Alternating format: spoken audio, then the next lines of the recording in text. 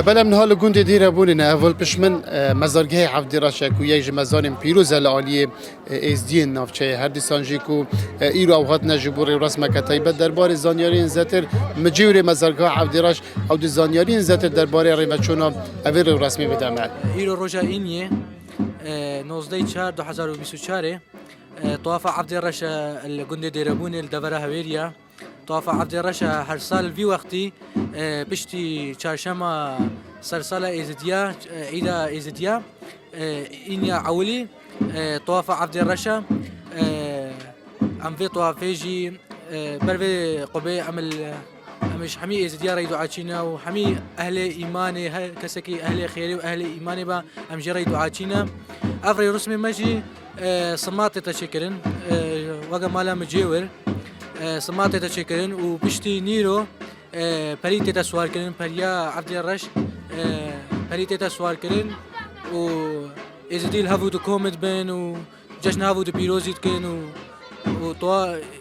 هيفيتكم هيفي اش خداي ما زنتكم اف طوافو واف جشنو بمنا هيماي اشتي وبيك فيجياني وتفاقي ناف ملتي محميده ان شاء الله.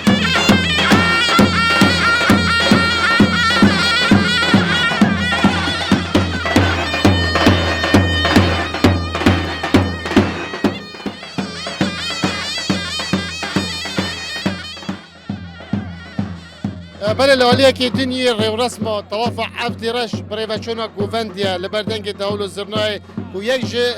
قایبتمندین سرکن اوی روژیا کو پرانیا ازدین در دوراتین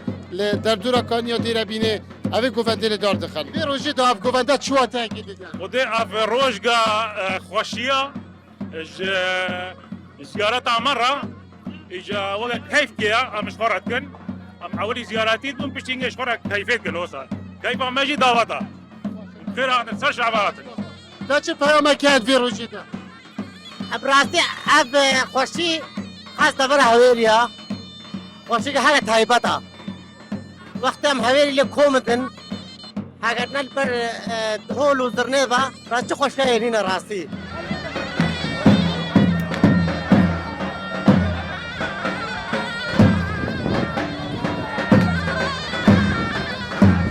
همی سالان دا دی اینیا پشتی چهارشنبه سر سالا ازدیان دا